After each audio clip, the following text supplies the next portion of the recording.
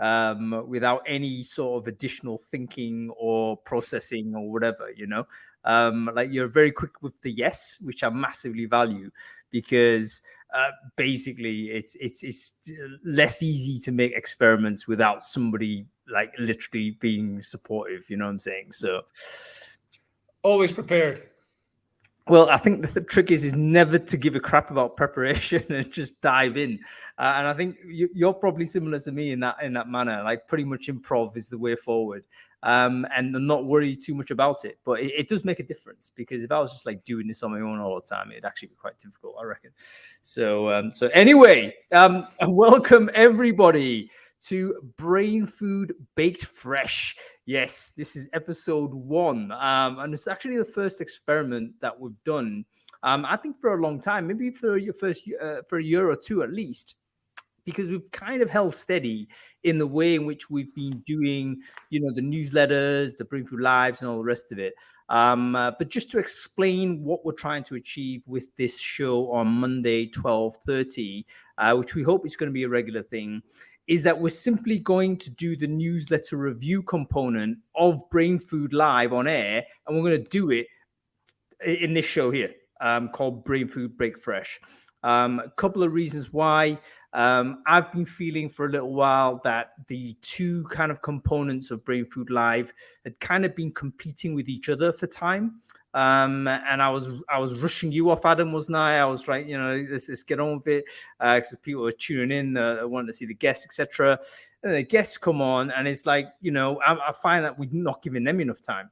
And we've got some amazing people that want to come on to Brainfood Live, and I'm giving them 20 minutes, 30 minutes, because it's multi-guest as well on panel. Their speaking time can actually be quite constrained. So it got me thinking, you know what, we need to do right by the guests and also right by the audience by giving them more speaking time, and the guests more opportunity, sort of the crowd more opportunity to see what they're all about. And in any case, I kind of missed this part as well, where we can actually have a natter about what the heck was going on in the newsletter, which was the original idea of Brainfood. Way back when we first did the show.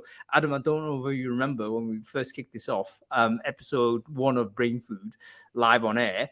The idea was to talk about the newsletter only, and then see whether we can bring people onto the screen. But this is pre-COVID, pre-Zoom, and no one would be prepared to come on. It was like just me and you anyway. And we thought, right, we need more than just us.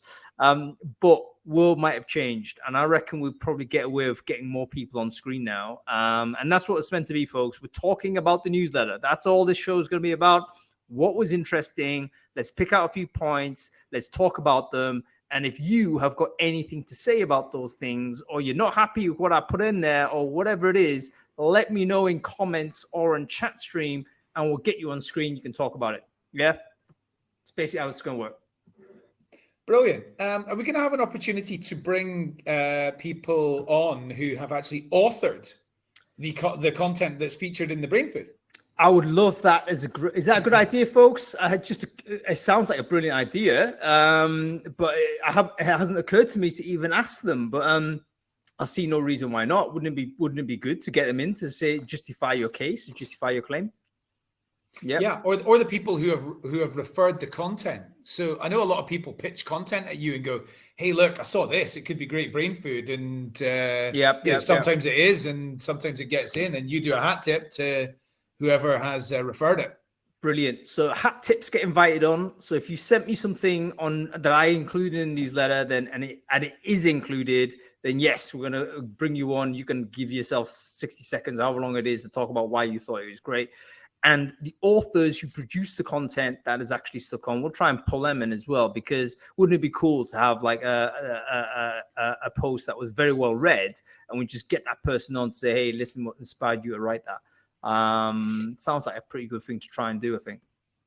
So I'd just like to ask you about the logo for Brainfood Baked Fresh, and if it is deliberate, if it's just really bad graphics, or it is deliberately like 1980s video game style. Thanks, mate. I just use Canva and I use the random font. And actually, the name of it, Baked Fresh, was a default icon in Canva that they give you for free. So my lack of design skills has determined the naming of this particular show. So yeah, it's nothing to do with any design choices, I assure you.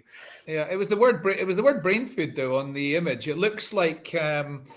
The word Brainfood looks like it's an Atari style 1980s shoot 'em up that you've done there. So I would just say that you did it deliberately. Oh yeah, well I can't claim credit for that. I mean, it's generally speaking, it is a pixelated bricks or something. It's again, it's a font in Canva. So thank you, Canva, for sorting all that out for us. You know. The only other one thing before we get onto the brain food, before we run out of time to do the brain food, is I really hope that this show doesn't end up getting nicknamed Brain Food Half Baked as opposed to Baked Fresh. It's fine. I think we're gonna have a bit of fun with it. We don't need to be super serious, you know. There's no sponsors on this anyway, so it's like, okay, we can just enjoy it a little bit more. But yeah, it is about deep diving on the newsletter. So you know, I send the newsletter every Sunday. Some of you like to read it a little bit on Monday, I guess, so it might be a little bit late for you, but a bunch of people have read it. I've got like 30% people have opened it already. So the majority of people who read the newsletter have already read it. Let's dive in and talk about it. Like, what was interesting for you, Adam, this week? So I wanted to talk about a couple of things that we don't normally talk about on Brainfood Live because they're not actually listed as brain food. They're just like extra bits of useful stuff that you add in. So the first one was the very top. So thanks very much for pulling together the big list of events. There were 80 something. There was over 80 between now and about May next year. And so, you know, events are back. They're back in a big way. And, you know, there was a lot of standard ones that we all know and love, like, you know, Wreckfest and events like that. But there was a lot of things in there that looked kind of fresh and interesting as well. Let me just quickly share screen for everybody, because just to show you what we're talking about. We are talking about the big list, folks. This is the thing. So the big list is back. So this is the thing I basically suspended in 2019, obviously due to online sort of in-person events not being around. And look at all this. This is all stuff that you guys have like inputted in here. So it looks like we're doing cool stuff. Look at the fonts here. I mean, goodness me, people need to stop copying and pasting. Oh my goodness. Yeah, we're generally okay, but you know what? I need to clean that up a little bit. What's happening here? People are just like human resources are just totally turning up to zero events, to a blank event. They're so enthusiastic about in person. But anyway, that is available down here. You got a Google Sheet here, folks, and essentially that should fire up, and you should be able to access this thing and add things to the bottom of it. And that will mean that we will have 30 people on it already. So that will basically mean that we are going to have a close video and focus screen. Do I just close that video there? I don't even know how to stop screen share. How many of these are you hosting or moderating panels on? Is somewhere like 3/4 of them? No, very few. Very few. So Louise, help me out here. If I close the video here, am I actually kicking everyone off sort of Crowdcast, or is it just that panel? Because it's absolutely not clear. Oh, here we go. Stop screen sharing. There we go. Fine. Okay, a bit of UX. I'm sorry there. It's like I didn't want to boot everyone out in a abortive first episode. Anyway, if you are running a HR in a recruiting event, you basically need to bookmark that spreadsheet. That's going to be the one place that you need to care about. There's already 2023 events on there, by the way. So it looks like it's just going to be the same spreadsheet. And I'll just keep monitoring it and making sure the duplications are not there, and cheeky webinar type stuff that needs to be blasted out in person only. But it looks like that's the one thing we could all refer to and make sure we don't double book or whatever it is. So yeah, it should be useful. Great. Okay. So let's talk about actual brain food. Wow, the tools that open source researchers need. Like, yes, a lot of them are Google produced tools like Google Maps, for example, and things like that. I mean, I do love the way that you can get people's like car registration number. Well, maybe not the car registration numbers, but you can work out a lot of information about individuals by zooming in on their house and things like that. What have they got in their drive and stuff like that. It's crazy.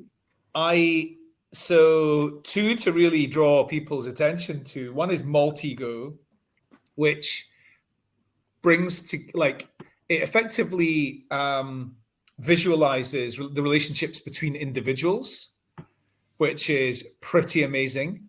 And then the other one, on what connections you mean? Yeah, yeah. It's based on it's reviewing social media and things like that, and it's pulling together. And that was like number 3, I think, on the list of most important. So this is obviously a very well used tool. And then number 6 was one that I think we've talked about on here before, but if not, Wayback Machine. So this indexes previous versions of any web browser that can be any search engine that allows crawlers effectively. So again, very cool to be able to go, right, actually, what was this company saying about itself 2 years ago and 4 years ago? How was this person explaining themselves on LinkedIn 2 years ago? They didn't do that. Their CV doesn't look like that. I know they were doing something different back then. You know what? It's probably going deeper than most recruiters would ever go, because our interest is like purely to acquire the name. Is it a relevant person and straight in? Our due diligence is generally quite poor, if we're honest, because we're so motivated to get a candidate in process. We're relying on the end employer or a hiring manager to do the DD. We don't do it ourselves. But it is fascinating to see different functions, different people that put the due diligence at the very highest priority, and what you can actually do with some of these tools. So yeah, very, very interesting set of things that are there. I mean, I think there's an effort versus reward element to this, right? So if you're sitting in Hayes and you're placing purchase ledger clerks, into companies, then you're probably not going to start using Wayback Machine. But if you're hiring security people for Lockheed Martin, then that's maybe a slightly different thing. People in exec search should maybe know more about these types of things, I think.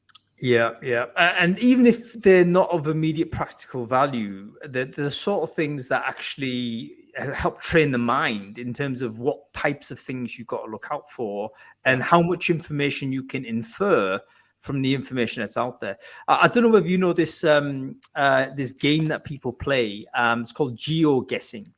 Have you heard of this, Adam? No. GeoGuessing. I've not played it, I don't think. It's not actually a game. It's not actually like a design game, but it's a game. It's like a cult that people are involved there now, which essentially is like you give people like a Google Street View of something, and that person has to try and work out where it is on the planet based on what they can see on things like the lamppost design and the sort of the number plate color and how many things, what's on the road, like why has it got 2 lines instead of 1? Oh yeah, that's Colombia. And these people are like able to literally get it down to I think it's, and I can see the sun is going in this direction, it must be West Coast Colombia, and then the big reveal and they show it and it's like how the heck can these people do it? Damn! It wasn't London; it was Gibraltar.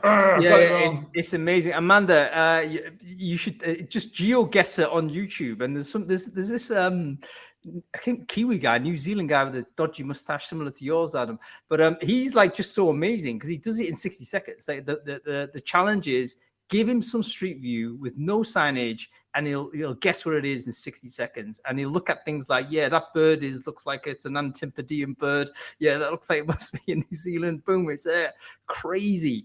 But unbelievable. It's unbelievable. It's exciting, but it's also it's kind of what we do: research, resourcing, trying to infer information from the little bits that we get. And I think a lot of recruiters would be into this because sometimes you just get a little bit, don't you? You get an indication that this person might be this type of thing. You don't have proof, but you might have this inference that that's the case, and that's deep sourcing. That's basically what it's all about.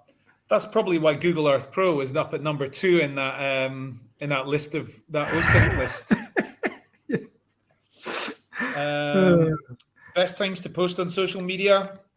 Yes, that was from Jan Tegzi. It's an opportunity to bring Jan on. I mean, he's a great contributor to the newsletter, but we haven't brought him on for a long time. So again, yeah, you're right. Bringing the hat tippers in might be useful. But anyway, the social posting was kind of interesting, even though I was a little bit skeptical as to it, because it was very broad.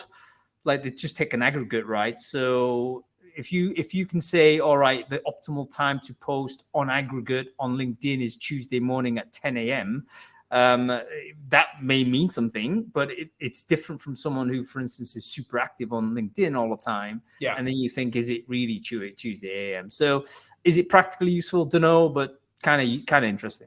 Well, I mean, certainly the research was wide enough for it to be valid. I think they looked at 34 million or 35 million different social posts, something like that, to aggregate all the information. The generic information isn't really that useful. So I think the generic information said best times to post are 7 p.m., 3:15, and 8:41 a.m. on Fridays, Wednesdays, and Mondays, maybe in that order. Is that right? Yeah, Fridays, Wednesdays, and Mondays. Depends what you're doing. You're not going to get a lot of recruitment interest at 7 p.m. on a Friday. So it did go and break it down a little bit further by social networks. I think it's a place to start. And if you can work out, use your own analytics. And if you can work out, what's working for you and what's not, whatever's working, do more of it. I was about to just say just that. I mean, the better data is actually your own behavior over time, always. So these aggregates are useful over a big scale. But if you're a recruiter, you're posting things, or you're a marketer trying to get more people looking at your stuff, what you've got to do is track your own data, because that's the only thing that really is important. It could be you found a way to do it to your audience that really works, and that discovery is, you're not going to find that information out from aggregate stuff like these guys have produced. Like I say, interesting, worth reviewing as a guide, maybe if you're starting. But the stuff you need to be monitoring is like, okay, over time, if you're doing anything regular, is this going in the north sort of east direction on the chart? That's basically what you got to monitor. To me, it's quite similar to the concept of personas that we've talked about a couple of times. And I think that personas are a good way to start thinking about, who you're marketing to and what you're going to say to them. But you probably adapt that over time as you learn from your own data. And that'll be the same with like times of days. Yeah, it's just, actually, very, very good point, Bass. Yeah, absolutely. Again, it depends on your kind of behavior. So people who can't see this, basically, Bass is saying you want to reach different people. So you want to be a bit more sporadic with your posting. It's actually a very good technique. I mean, why not? Definitely, if you wanted to expand your network, that's one of the ways to do it. Yeah, you got to think about. So if you're doing that, you got to think about, am I trying to get the people to click the first time they've seen something from me? So it's a like spontaneous click, spontaneous activity, or am I trying to build up brand value over time? And it's more of a considered relationship that I'm trying to build here. But it is an interesting thing to think about. In recruitment, I think it's probably the latter. You're trying to build up a relationship over time. Yeah. Except in the volume area where, you can go and generate spontaneous applies, for example. Yeah, I mean, we're doing the volume stuff is something I definitely want to explore a bit further, because you remember that show we did with Thomas Walderman, and we were talking about, he was talking about hiring 10,000 bikers. Get here. Yeah, amazing. Yeah, I had a good chat with Felix Wechsel. I don't know if you know Felix. I do know, yeah. But he came in town. We had a coffee, great chat, and he works again as a TA for Sarah, which is this public health, social work type stuff. Again, massive scale up at super fast speed. You can't use traditional. You can't use sourcing. You can't do that. He was talking about leafleting. So he was like, like advertising with a leaflet through letterboxes, having done analysis as to which profiles were more likely to have fit the profile of doing social work. Amazing story. I'm going to try and get that case study so that, yeah. It's great. It's great that, for he's a really smart, like, talent attraction thinker. And if you've got people like that doing leafleting, then, it's safe to say that most of us do not think broadly enough about, how we should, or innovatively enough about how we should be doing things. I mean, I remember back in the day when I was spending all my time on recruitment advertising, we used to do 38 sheet, what's typically called billboard advertising, like near call centers and things like that. And that doesn't really happen so much anymore, but it's probably still a really great, way of doing things.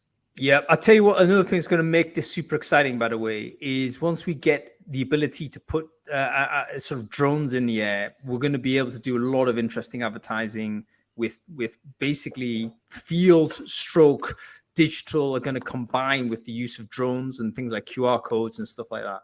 I've already seen it in different places where QR codes actually painted in the sky by drone deployed drones.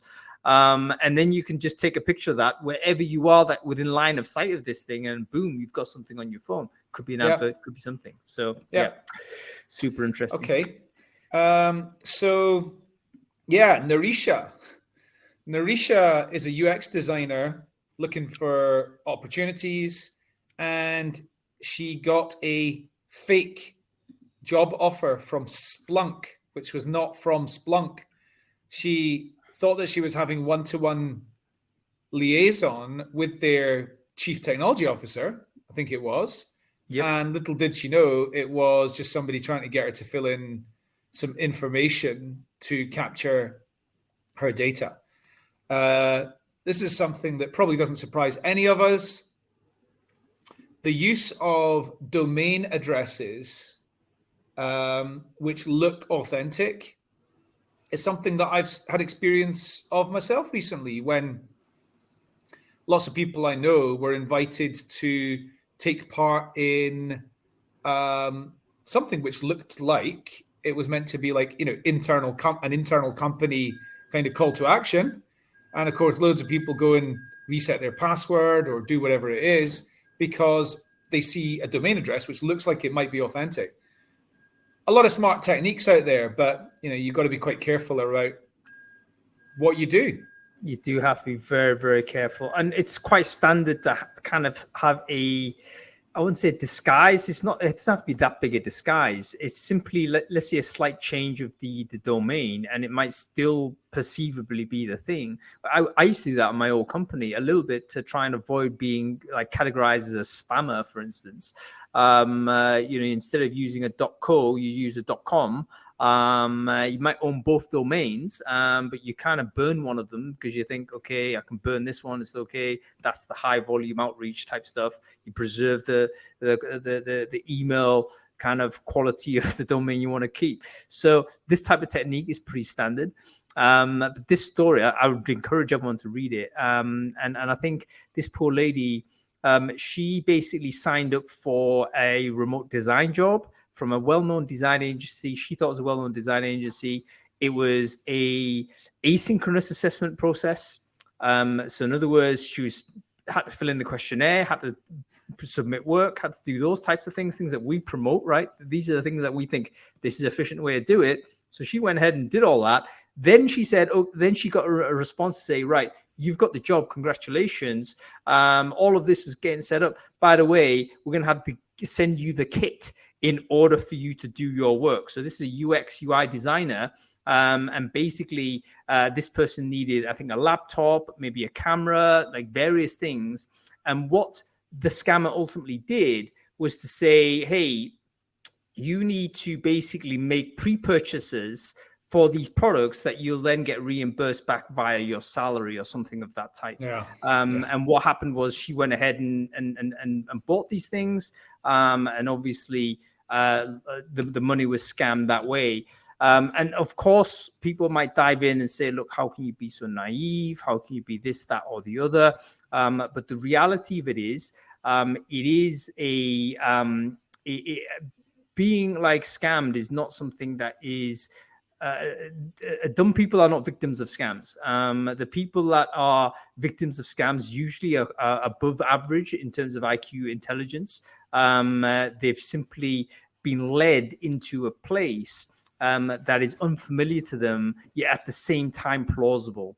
And this is what's happened to this lady here. So, like I say, one of the big sort of conflicts that we have is this, for me, is an example of how remote has actually increased the fraud risk of this type. Because this company, pre-COVID, there's no way anybody would even think about accepting a job without having dialogue in person with a human being. But we've changed the world. Obviously, we're now in a situation where we're now in a situation where basically we have to accept lots of things. You might get hired by a person that's never met you, right? We're saying this is one thing we expect. Therefore, the fraud risk goes up. And I don't know what to do about that, but it's one of the things that we've got to learn quickly how to sort out. So, interesting one. Yep, absolutely. Okay, the graduate job market. According to Hiring Lab, graduate job market's bounced back. Postings are all up. Remote options are all up, which is interesting because obviously so much learning in a graduate job, traditionally was being in workshops, being in training sessions, being in, just in the office and soaking things up through osmosis. So that was interesting as well. However, the number of companies offering internships remains low. So it's been low for the last couple of years, and it's not going up either. So I'm finding it quite interesting that the graduate job market has gone up. Given the amount of companies that have got hiring freezes and things like that, I would also mention the RAF1. That was obviously going to cause some controversy. We should talk about that if we have the time. But on the graduate side, it's promising, isn't it? At least that, because the graduates over the last 2 years, I think, have probably had the most difficult reset of expectations, let's say, than anybody might have. I don't envy people in that sort of frame at all. But hopefully that means that there's more hiring pipelining going through.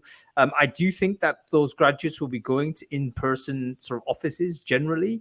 So I think there's going to be a lot of companies that, if they're interested in growing and developing their own staff, they're going to be in person and they're going to recruit the young talent coming in entry-level wise. And yeah, quite right. Gary, very interesting. I think it won't just be graduate. It will be anybody that is early entry. So companies will say, right, we're going to train you. That's fine. But it's going to be in office. It's easier to do that than remote. Everyone knows that. So that's where it's going to be. I think remote ultimately is going to be experienced, higher knowledge worker business. It's going to be fully remote will be essentially be knowledge worker only, professional services, maybe software development, accountancy, that kind of thing. But if you're a big business that is pipelining you got a graduate scheme right now, I think you're back to the office in some way, maybe with a lot of flexi, with a lot of, whatnot. But anyway. Yeah, there's quite a lot of dynamism in this area, isn't there? I noticed that PwC, for example, they reduced they've said you don't need a 2-1 to join us as a graduate anymore. We'll take a 2-2. And I think that's quite good. However, they also linked it to social mobility. And I'm not entirely sure what the link is there, because I don't think there's very much link between the quality of the degree you get and the grade you get versus your socioeconomic background. So I'm not sure that really, I understand what they're trying to do here, but I don't know if they're solving the problem that they've set out to solve. Not sure. Anyway, That's a completely separate to the Brainfood. Yeah. Let's talk about RF. That's worth discussing because it's a tough one, but it's interesting. I have 1 minute to discuss it. Go on then. So yeah, RAF have put a recruitment freeze on white men. And the reason for that is because they need more diversity in their workforce. Totally get that. This was obviously going to create a lot of problem with Daily Mail readers and like incel and people like that. So I'm not entirely sure that they should have mentioned it the way that they did and whatever. But yeah, it was always going to be controversial. Yeah, it's interesting in many ways because it's firstly it was report. I mean, stuff like this is just red meat for the right wing press, so it annoys me a great deal. I hope I expressed that in the commentary because it was identical headlines just spread across the Telegraph, the Express, the Mail, all of these, and obviously everyone's just going foaming at the mouth about this headline. You look deeper into it, and it was a temporary pause for recruitment of white men. So there is that issue, and I think that's an unacceptable situation. And someone did resign from the recruiting team as a result of objecting to this. And it turned out the reason why, and again, I need to dive in a little bit deeper onto the into the detail here, but the reason why was because there seemed to be like a quarterly quota that they were monitoring. There was a KPI they were monitoring on throughput. And I believe the head of the department wanted the numbers to look better. They wanted the ratio to look better. Therefore, let's pause on the hiring and this, get the overall ratio better, and then have a better reporting. So that's a secondary problem for me, which is you're managing to the KPI rather than to the objective. The objective is just to hire great people. So let's just focus on that. If it turns out that, the diversity isn't there, then you go back and look at that situation. But instead here we have misaligned incentives. We have a number that wanted to reach. Let's hit that number regardless. And then suddenly you're doing things like freezing hiring when actually, as I understand it, the armed forces are having a recruiting crisis anyway. So it's like, you can't afford to have this. Anyway, lots of problems with this, multi-layered problems. Yeah. And probably the entire thing, I'm sure they thoroughly regret the scenario right now because it's turned into some very bad PR. Anyway, you got to go. Everyone's got to go. 30 minutes. I thought it was quite good fun. I don't know what people think about this show. I've enjoyed it. I think it's probably worth more than 30 minutes. I don't know whether we want to commit a little bit longer to discuss, especially if we get crowd on. Yeah. But yeah, apparently if we go to version 2 on Crowdcast, I'm going to do now, Louise, people can just walk in and do it. So, that may be more exciting and more thrilling. And then I'm sure people like Gary and Bass would love to come on screen as well. And we don't need to police it as much as we do. So definitely we shouldn't be dominant on this. It should be a discursive. So that's about it, folks. Brainfood Big Fresh episode 1 already taken care of. Next week we're going to do it again. Maybe it goes to an hour, and at that point we're going to try and bring people in and literally have a call-in type of experience. So we'll talk about these topics. You want to talk about it, in you come, then we'll kick you off, and then we'll do it that way. Yeah. I feel like half an hour could be an hour. Absolutely. Definitely should be. But anyway, everyone's got to go, got lunches to eat and everything. So thank you very much for watching Baked Fresh, Brainfood Break Fresh, episode 1. We'll be back next week for episode 2. Cool. I think you should follow the Crowdcast channel. That's probably the best way to do it. All the best. See you later. What do you think, everyone? That was all right, wasn't it? Quite good fun, quite lighthearted. I enjoyed that. Yeah, that's it. Thank you, Bass. Thank you, Gary. I totally think this is. I do think it's correct to split it. No, Bass, it's Bake Fresh. No, and it's not 30 minutes. We're gonna go 60 because we need people like you on screen. That's what's gonna happen. Because right now you can see already 2 people talking just burns the time. So we're gonna find additional space and then get folks to pop in and have a chat if they want. All right, that's about it, folks. We'll see you Brainfood Live this Friday. We are talking how to make a recruitment content engine. We've got Joel Algy on. If you know him, follow him on LinkedIn. I think he's got like 600,000 followers on there. You should pay attention to this show because it should be a very exciting one. Okay, I'm checking out Crowdcast version 2.